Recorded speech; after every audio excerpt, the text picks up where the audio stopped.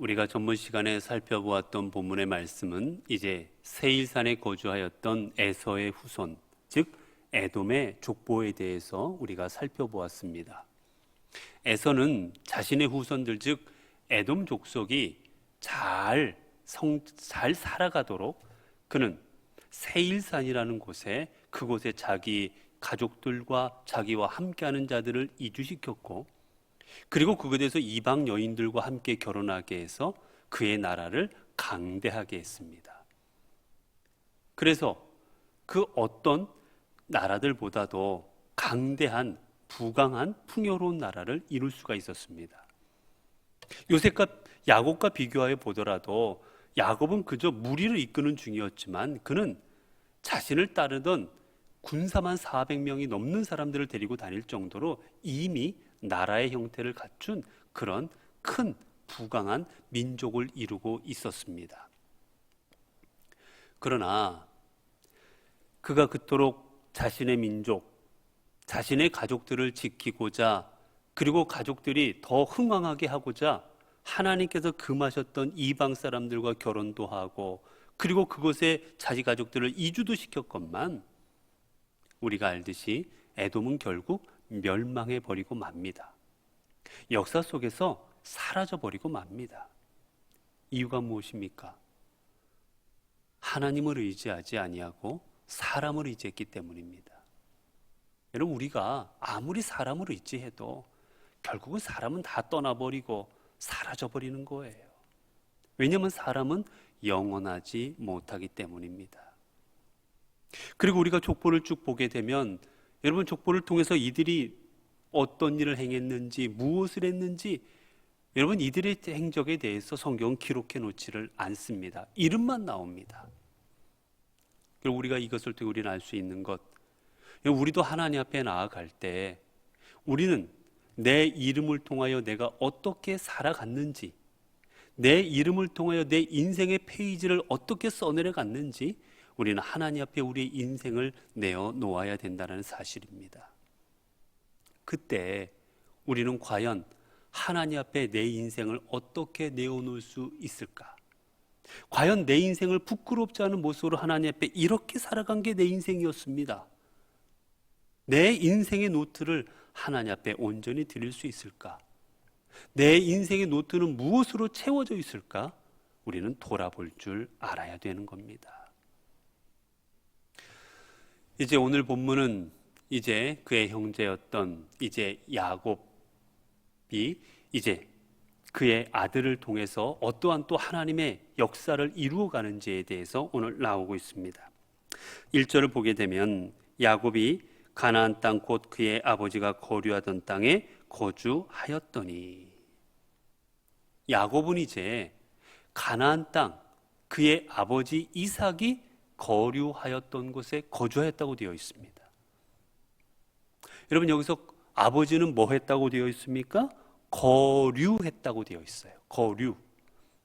거류라는 거는 여러분, 여기 있다가 여기 있다가 여기 있다가 왔다 갔다 하는 걸 거류라고 합니다. 잠깐 머무는 거예요. 거주는 뭡니까? 거기서 사는 거예요. 야곱은 아버지가 살던 곳에 거주합니다. 거기다가 집을 짓고 거기다가 자기 자손들을 갖다 다 이주시키고 이제 여기서 살겠다, 딴 곳으로 갈 생각하지 말고 우린 여기서 살 것이니 이제 여기서 살자라고 거주하게 되는 겁니다. 근데 여러분, 사실은 보면 에서가 거주했던 세일산이 있는 그런 곳, 이런 곳에 비하면 여기는 여러분 사실은 척박한 땅입니다. 그렇게 비옥한 땅이 아니에요. 그럼에도 불구하고 왜 야곱은 더 나아가고 더 찾아보면 더 기름지고 더 자신의 양떼를 잘 먹일 수 있고 그리고 물이 있는 더 풍요로운 땅들이 있었을 텐데 왜 이곳에 자신들의 가족을 거주시켰을까? 여러분, 왜 이들이 이곳에 야곱이 자신의 가족들을 거주하게 했는지 여러분 이유를 아시겠습니까? 이유는 이겁니다. 이곳이 바로 하나님이 약속하신 땅이었기 때문입니다. 다른 것 없어요. 더 척박합니다. 살기도 어렵습니다. 침략도 받을 수 있습니다. 여러 가지 어려운 땅이지만 그러나 오직 하나, 하나님이 약속하신 땅이었기에, 하나님께서 주시고 했던 땅이었기에 야곱은 그 약속을 믿고 이곳에 자신들의 가족을 거주하게 했던 겁니다. 여러분, 그렇습니다. 우리가 어떤 일을 결정할 때, 우리가 결정할 때 가장 중요한 원칙은 하나님이어야 되는 겁니다. 우리가 무엇을 결정할 때 세상적으로 내게 도움이 될 수 있을까? 가까운지 환경과 모든 걸 우리는 다 고려합니다.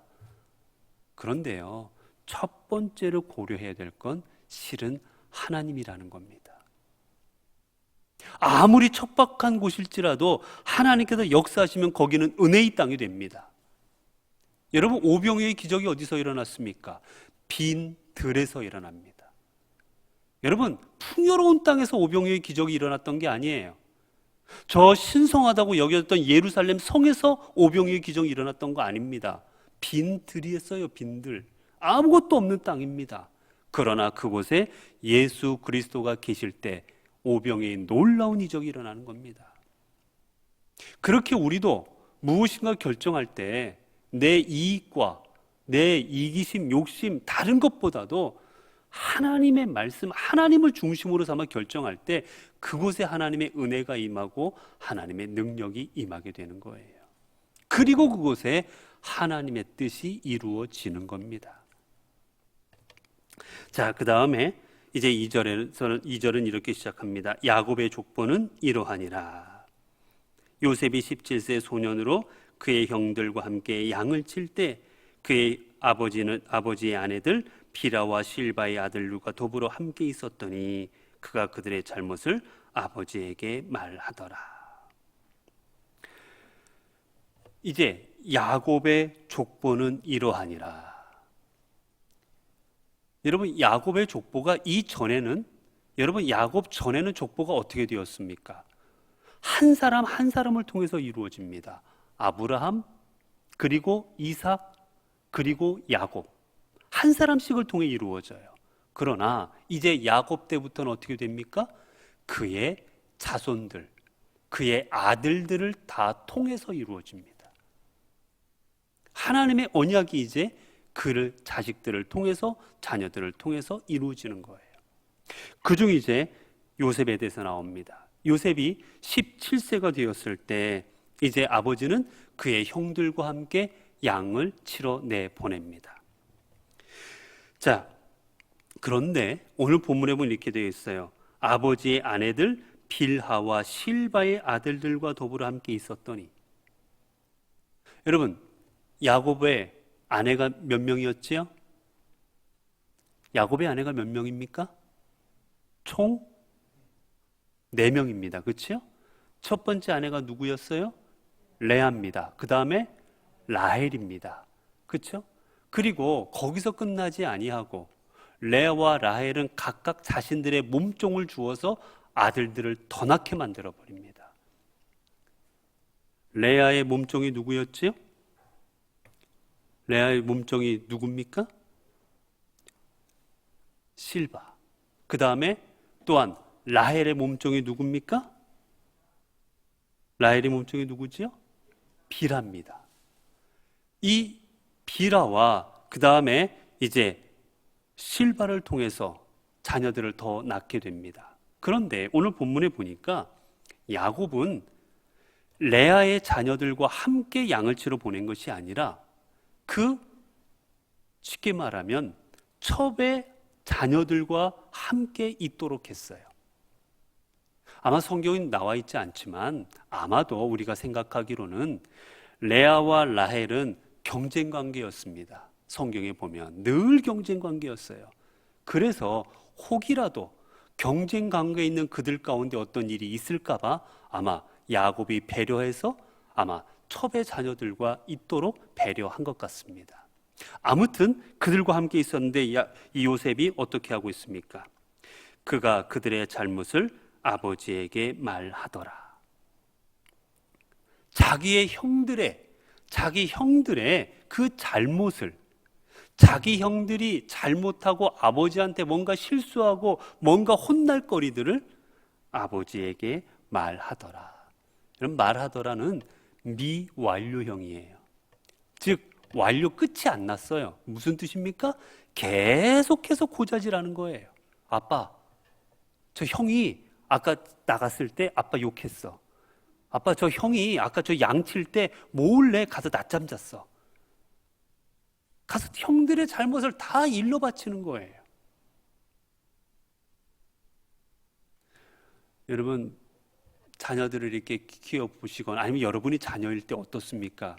내 잘못을 누가 고자질해 버리면 여러분 어떻게 해요? 그 사람 어떠고 싶습니까? 쥐어 박아버리고 싶지 않아요? 가만히 두고 싶지 않잖아요. 아니, 형제끼리 허물을 좀 덮어주고 설사 내가 잤더라도 아무 말 안 하고 넘겨줘야지 장거를 뚜루룩 달려가지고 아빠한테 일러버립니다. 그런데 여기서 놀라운 사실이 뭔 줄 알아요? 여러분, 주로 고자질은 언제 합니까? 어느 나이 때 해요? 주로 여러분 고자질 하세요? 여러분 나이 때면 잘 안 하시잖아요. 어느 때 주로 고자질 합니까? 애들이 어렸을 때. 그렇죠? 저희 집도 보면 쭈르륵 달려와서 아빠 제가 어떻게 했어요? 주로 어릴 때 그래요. 아기일 때 그러지 않습니까? 그런데 오늘 성경에 보니까 요셉이 몇 세예요? 17세입니다. 우리 나이로 하면 18세, 19세예요. 고3이에요, 고3. 이제 대학 갈 나이입니다. 그런데 뭐 형들만 하면 뚜룩 아빠한테 가서 아빠, 아까 형이 저랬어. 옆에 가서 일러버리고 있는 거예요. 이때까지 살아있는 게 다행이죠. 가만 뒀겠습니까, 형들이? 자, 그 다음입니다. 요셉은 노년에 얻은 아들이므로 이스라엘이 여러 아들들보다 그를 더 사랑하므로 그를 위하여 채색옷을 지었더니. 자, 오늘 성경에 보니까 야곱이 요셉을 더 사랑하고 있습니다. 다른 아들보다. 왜요? 노년에 얻은 아들이므로. 노년에 얻은 아들이므로. 여러분, 이제 우리 한번 계산 좀 한번 되돌려 볼까요? 우리 기억력을. 여러분, 야곱이 아버지를 떠날 때, 저 하란으로 떠날 때 나이가 몇 세인 줄 아십니까? 혹시 아시는 분 있어요? 하란으로 떠날 때 나이가 몇 세였는지? 호롤단신으로 이제 자기 몸을 이끌고 저 삼촌 라반의 집으로 도망갈 때 그때 나이가 몇 살인지 아십니까?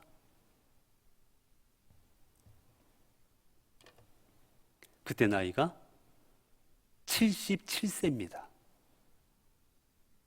우리나라로 하면 할아버지예요. 근데 이때는 뭐 지금하고 건강과 이런 게 모든 게 달랐을 테니까 아무튼 이때까지 장가도 안 간 77세입니다. 그리고 이제 그곳에서 가서 7년을 더 일하고 이제 7년을 일해서 라헬을 얻고 레아도 얻고 그리고 이제 더 일하고 그리고 돌아오죠. 돌아와서 오면서 이제 누구를 낳습니까? 요셉을 낳습니다. 요셉이 11번째 아들이지 않습니까? 요셉을 낳을 때가 몇 세인지 아십니까? 우리가 이렇게 해서 대충 성경에 일어난 일들을 가지고 따져보면 성경에 정확하게 나오지 않지만 따져보면 거의 91세입니다. 아브라함이 이삭을 몇 세에 낳았습니까? 100세에 낳았지요. 그리고 그를 그렇게도 이뻐하고 귀여워했습니다. 그런데 이 야곱이 요셉을 낳을 때 나이도 91세였어요. 노년에 얻은 아들입니다. 그러니 얼마나 이뻤겠어요. 그래서 그를 더 성경에 보니까 뭐라고 되어 있습니까? 그를 더 사랑함으로. 그를 더 사랑했다. 다른 자녀들보다 그를 더욱더 사랑했다라는 거예요. 여러분, 누구를 더 사랑하고 이런 부분, 누구를 더 편애하고 이거 원래 어디에 있었던 일입니까? 자기의 아버지와 어머니가 했던 일이에요. 아버지는 누구를 더 사랑했습니까? 에서를 더 이뻐했어요. 어머니 리브가는 누구를 더 이뻐했어요? 야곱을 더 이뻐했습니다. 그래서 결국은 형제끼리 나중에 결국은 죽이고 싶을 만큼 서로 미워하는 관계를 이루게 되지 않습니까? 그런데 똑같이 야곱이 자신이 그것을 경험했음에도 불구하고, 그로 인하여 죽을 뻔도 했고 그래서 고통을 겪었음에도 불구하고 자기도 똑같이 편애를 해버립니다. 여러분, 이래서 가정 교육이 중요한 겁니다. 가정에서 내가 사람은 배운 대로 하는 거예요. 죄송하지만 사람은 배운 대로 합니다. 내가 본 대로, 내가 주로 경험한 대로, 내가 익숙한 대로 사람을 하게 되어 있어요. 야곱도 그토록 그렇게 해서 고통을 겪었음에도 또 자기도 자기 자식을 또 편애하고 있습니다. 그리고 이 편애는 돌이킬 수 없는 또한 결과를 가져오게 되지요. 자, 그렇게 해서 더 사랑해서 어떻게 했습니까? 그를 위하여 채색옷을 지었더니, 자기 아들 요셉을 위해서 채색옷을 지어 입힙니다.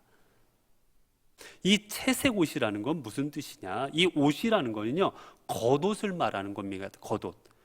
이 이스라엘 사람들은 속옷을 입고 그 위에다가 겉옷을 입습니다. 그런데 이 채색이라는 말은, 이 말은 우리말로 해석하면 손바닥, 발바닥이란 뜻이에요. 손, 발. 즉 뭐냐? 옷이 이 손을 덮을 정도, 그리고 발을 덮을 정도로 긴 옷이라는 뜻입니다. 일반적으로 유대인들은 여러분 어떤 옷을 입느냐? 소매가 짧은 걸 입습니다. 그리고 바지도 밑에도 무릎까지 오는 옷들을 입습니다. 밑에까지. 여러분, 그러나 여러분 드라마 같은 거, 이렇게 영화 같은 걸 보세요. 주로 높은 고위직에 있는 사람들은 치렁치렁하게 긴 옷을 입습니다. 보통 사람들은 짧은 옷을 입는데 귀족이나 왕족이나 높은 사람들은 긴 옷을 입어요. 왜 그러면 평민들은 짧은 옷을 입었을까요? 여러분, 왜 그럴 거라 생각하십니까? 왜 돈 많은 사람들, 고귀한 사람들은 긴 걸 입고, 왜 조금 더 늘리면 될 텐데 본인들 옷도 왜 이들은 짧은 걸 입었을까요? 네? 맞아요. 일하기 쉽도록 한 겁니다. 여러분, 여기까지 옷이 있으면 어떻게 일을 하겠어요? 양도 잡아야지요, 풀도 베야지요, 뭐 따와야지 하는데 치렁치렁하게 손발이 다 이 끝까지 옷이 와버리면 일하기가 어려워집니다. 그러니까 짧은 걸 입는 거예요, 일하기 편하게. 그런데 긴 옷을 입는 이유는 일할 필요가 없다라는 겁니다. 일 안 해도 되는 사람이에요. 즉 관리자입니다. 관리자. 일 잘하나 못하나, 딴짓 하나 안 하나 보는 사람들은 긴 걸 입어요. 그러나 일하는 사람은 짧은 걸 입습니다. 즉 그렇게 보면 아버지는 지금 요셉을 형들과 함께 있게는 했지만 요셉에게 일 시킬 마음이 없었던 거예요. 뭐 하라고 보낸 겁니까? 형들을 감시하라고 보낸 거예요. 일하라고 보낸 게 아닙니다. 일할 옷이 아니에요. 그러니 형들이 볼 때 얼마나 복장 터지겠어요. 자기들은 죽어라 땀 흘리고 일하는데 동생은 치렁치렁한 옷 입고 와서 우리만 쳐다보고, 그리고 아버지한테 가서 고자질합니다. 자, 그 다음 이제 이 일이 어떻게 됩니까? 4절이지요. 그의 형들이 아버지가 형들보다 그를 더 사랑함을 보고 그를 미워하여 그에게 편안하게 말할 수 없었더라. 그를 더 사랑함을 보고, 이 보다라는 얘기는 파악했다라는 뜻입니다. 여러분, 이건 삼적 동자도 웬만하면 아버지가 우리보다 쟤를 더 이뻐하는구나 당연히 알 수 있는 거지요. 그래서 어떡합니까? 그래서 그를 미워하여 편하게 말할 수 없었더라. 여기서 편하게 말할 수 없었다라는 것은요, 샬롬이라 말하는 것조차 견딜 수 없었더라 그 말이에요. 여러분, 유대인들은 만나면 인사를 뭐라고 말합니까? 샬롬하고 합니다. 샬롬. 이게 뭐예요? 인사말이에요. 우리는 만나면 뭐라 말합니까? 안녕하세요. 반갑습니다. 우린 그렇게 인사하지 않습니까? 그렇죠? 그런데 얼마나 형들이 지금 이 요셉을 미워했는지, 요셉을 아침에 봤어도 아, 요셉 안녕, 잘 잤니라고 인사도 못할 정도로 갈라져 있는 거예요. 미워 죽겠어서 인사도 못하겠는 겁니다. 자, 그 다음에 5절입니다. 요셉이 꿈을 꾸고 자기 형들에게 말하매 그들이 그를 더욱 미워하였더라. 요셉이 꿈을 꾸고 자기 형들에게 말하매, 여기서 말하다는요, 여러분, 선포하다, 선언하다라는 뜻이에요.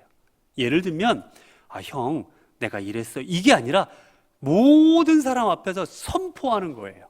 사람들 다 모아놓고 내가 이랬어라고 선언하는 겁니다. 자, 그래서 더욱 미워합니다. 형들 앞에 말해서 어떻게 얘기했는지 6절이지요. 요셉이 그들에게 이르되 청하건대 내가 꿈을 들으시오. 청하건대, 형들 제발 내 얘기 좀 들어봐요. 지금 형들을 다 주목시키는 거예요. 내 얘기 좀 들어보라고, 내 말 좀 들어보라고 지금 시선을 집중시키고 자기 꿈 얘기하고 싶어서 안달난 겁니다. 지나가면 아, 내 얘기 좀 들어봐요. 아니, 내 말 좀 들어보고 나 좀 보라고 붙잡고 흔들듯이 지금 애타게 자기 말 들으라고 지금 얘기하는 중이에요. 어떻게 뭘 얘기하는 겁니까? 7절이죠. 내용이 이거예요. 우리가 밭에서 곡식단을 묶더니 내 단은 일어서고 당신들의 단은 내 단을 둘러서서 절하더이다. 자, 여기 우리 지금 성경에는 없는데요. 이 원어를 보게 되면 이 원어 속에는요, 웨힌네라는 그런 히브리어가 들어가 있습니다. 이 말이 3번이나 들어가 있어요. 3번이나. 이 문장에 똑같은 단어가 3번이나 썼습니다. 그 뜻이 뭐냐면 보라라는 뜻이에요. 보라. 이 보라라는 말은요, 환기시킬 때 쓰는 말입니다. 좀 집중시킬 때 쓰는 말이에요.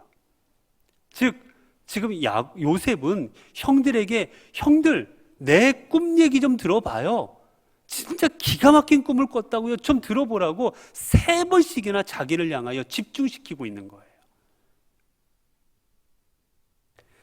신나게 떠들고 있는 겁니다.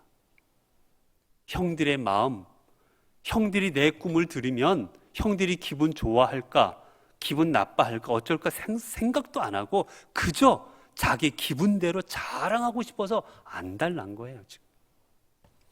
자, 꿈의 내용이 뭐였습니까? 요셉의 단은 묶었더니만 요셉의 단이 어떻게 됐어요? 스스로 벌떡 서버렸습니다.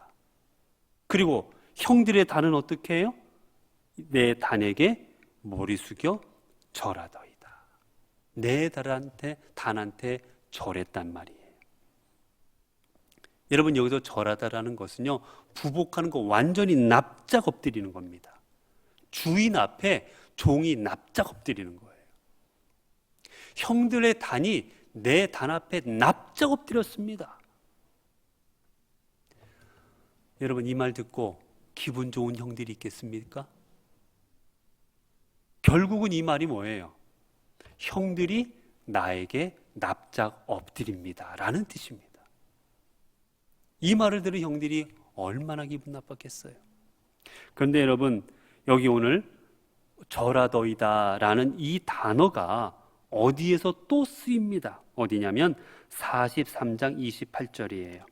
제가 읽어드리겠습니다. 43장 28절에 보면 그들이 대답하되 주의 종 우리 아버지가 평안하고 지금까지 생존하였나이다 하고 머리 숙여 절하더라. 나중에 야곱의 자녀들 요셉의 형들이 요셉에게 나와서 이야기하며 요셉에게 절하는 장면입니다. 결국 하나님께서는 이 꿈의 내용을 뒤에 그대로 일어나게 하셨다는 거지요. 이루시는 겁니다. 자, 그 다음 말씀입니다. 8절이죠. 그의 형들이 그에게 이르되 내가 참으로 우리의 왕이 되겠느냐, 참으로 우리를 다스리게 되겠느냐 하고 그의 꿈과 그의 말로 말미암아 그를 더욱 미워하더니. 그쵸? 우리가 너에게 그토록 절한다는 얘기는, 여러분, 그냥 관계에서는 어떻게 형이 동생한테 절합니까? 동생이 더 지위가 높아져야 절할 수 있는 거예요. 그러니까 네가 왕이 되겠느냐, 왕이 돼서 우리 절을 받겠느냐고 지금 심하게 분노하는 겁니다. 자, 그리고 거기 보면 마지막에 보면 그의 꿈과 그의 말로 말미암아 그를 더욱 미워하였다. 여러분, 요셉을 더 미워했는데 그 이유가 뭐냐면 꿈과 그의 말이라고 되어 있어요. 여러분, 근데 그의 말이 뭡니까? 그의 말이 꿈이잖아요. 그러니까 그의 꿈과 그의 꿈으로 그를 미워했다, 이런 뜻이 됩니다.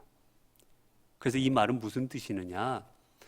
그의 말이라는 뜻은 그의 말투라는 뜻입니다. 그래서 그가 자신의 꿈을 이야기하는 그 말투, 자랑스럽게, 형들 앞에서 자랑스럽게 이야기하는 그 말투가 더 안 입고 왔던 거예요. 더 보기 싫었던 겁니다. 형들 앞에서 형, 내가 정말 이상한 꿈을 꾸었다고, 말도 안 되는 꿈이라 말하기도 어렵다고, 참 무슨 꿈인지 모르겠다고. 그럼 형들이 뭐냐고 얘기해보라고. 도대체 말을 못하겠다고. 그래도 해봐라, 우리가 들어줄게 해서 이런 게 아니라, 형 안 들으려고 하는데도 붙잡아다 놓고, 형 내 말 좀 들어보라, 내가 기가 막힌 꿈을 꿨다고 말이야. 형들이 다 나한테 절하더라고. 자랑스럽게 이야기하고 있으니 그 말투가 더 보기 싫은 거였던 겁니다. 자, 그 다음에 9절입니다. 요셉이 다시 꿈을 꾸고 그의 형들에게 말하여 이르되 내가 또 꿈을 꾼즉 해와 달과 11별이 내게 절하더이다 하니라. 여기 보면 요셉이 다시 꿈을 꾸고 그의 형들에게 말하여, 이 말하다는 말은요, 자세히 설명하다는 뜻이에요. 형, 내가 꿈을 꿨는데 이런 꿈을 꿨어라고 자세하게 하나하나 다 지금 형들에게 설명하는 중입니다. 자, 여기도 똑같아요. 외힌내라는 앞에서 보라, 나 좀 봐, 내가 기가 막힌 꿈을 꿨어라고 환기시키는 걸 또 2번이나 사용합니다. 요셉은 지금 자랑스럽게 아주 이야기하고 있는 거예요. 그런데 이번에는 어떻게 절합니까? 해와 달과 별들. 해는 누구를 말하겠어요? 별들은 형들이고 해는 누굽니까?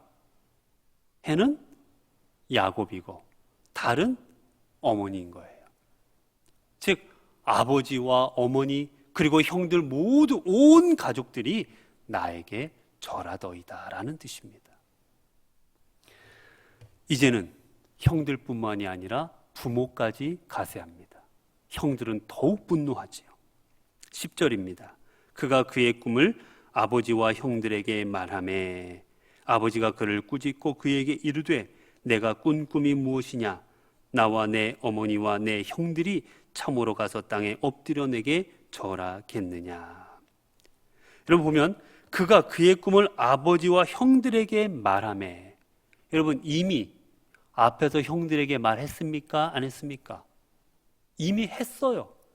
이미 형들한테 얘기했는데 또 붙잡아다 놓고 또 온 가족이 모인 데서 또 얘기를 하는 겁니다. 얼마나 철딱서니가 없는 건지, 나이가 먹을 만큼 먹었는데도 불구하고 유치하고 철딱서니가 없는 거예요. 기회 있을 때마다 말을 하는 겁니다. 형들은 이것 때문에 열불나서 죽겠는데 그 남의 속도 모르고 아버지가 있을 때, 형들이 있을 때, 기회가 날 때마다 자기 꿈 얘기를 하는 것을 화를 돋우는 거예요. 그래서 결국 아버지가 어떻게 합니까? 꾸짖습니다. 꾸짖다는 얘기는 책망하다 금한다는 얘기예요. 여러분 고대 사회는 아버지 중심의 사회였습니다. 그런데 아버지가 아들에게 절한다는 것은 있을 수가 없는 일이었어요. 그러니까 말도 안 되는 일입니다. 그래서 금하였던 거지요. 그런데 뒤에서는 약간 다릅니다. 그의 형들은 시기하되 그의 아버지는 그 말을 간직해 두었더라. 그의 형들은 시기했다는 얘기는요, 흥분해서 아주 막 흥분해가지고 성질이 여기까지 올라왔다라는 뜻입니다. 아버지 앞에서 온 가족 앞에서 자신의 꿈을 자랑스럽게 이야기하는 요셉을 향해서 흥분하는 거예요. 그런데 아버지 요셉은 어떻습니까? 마음에 두었더라. 이 말은 마음에 지키다, 마음에 소중히 간직하다라는 뜻입니다. 형들은 단지 그 이야기를 듣고 화와 울분을 참지 못하는 마음을 성냄을 갖고 있었지만 야곱은 금하기는 했어도 형들 앞이라 금하기는 했지만 야곱이 꾼 꿈의 내용을 마음에 간직했다라는 겁니다. 여러분, 야곱은 산전수전을 다 겪은 사람이었습니다. 이제까지 살아오면서 하나님의 역사와 수많은 일들을 경험했던 사람이에요. 자신도 꿈을 꾸었습니다. 꿈속에서 하나님을 만나기도 했습니다. 결국 자신의 삶을 통해서 하나님께서 이 꿈을 요셉에게 주셨다면 하나님께서는 어떤 방법으로도 이 꿈을 이루실 것이라는 생각을 야곱은 하였던 것이지요. 그래서 마음에 두었던 겁니다.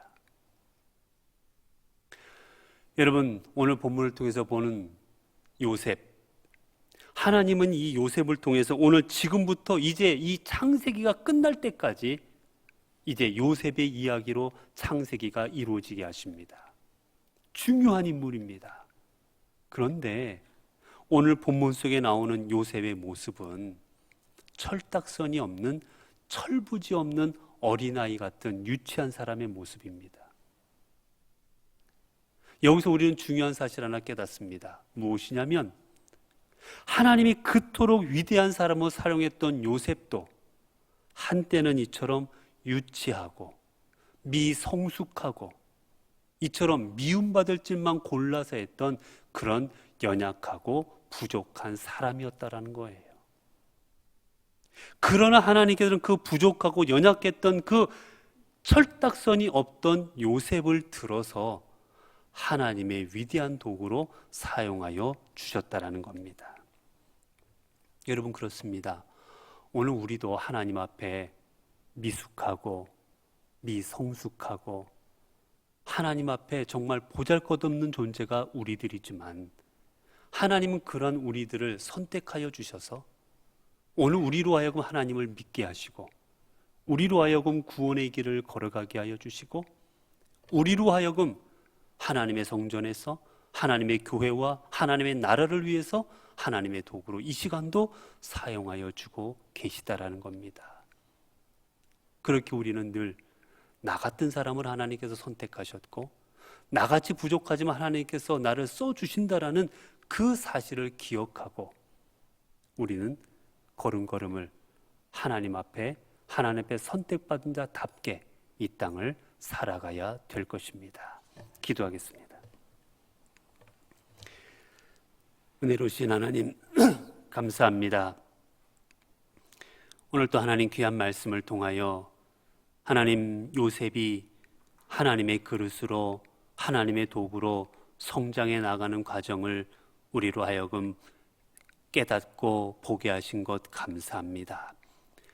하나님, 이토록 미성숙했고 이토록 정말 미움받을 줄만 골라 했던 요셉이었지만 하나님께서는 그 또한 사랑하셨고 그 또한 귀하게 여기시고 하나님의 사람으로 선택하셔서 하나님의 놀라운 일을 이루게 하여 주셨습니다.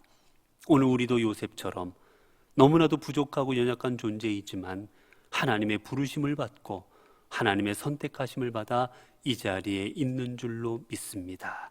하나님, 비록 하나님 앞에 아무것도 아닌 저희들이지만 부름받은 사실을 기억하며 부름받은 자답게 하나님 앞에 선택받은 자답게 이 땅을 살아가는 저희들이 되게 하여 주옵소서. 우리 주 예수 그리스도 이름으로 기도드리옵나이다. 아멘.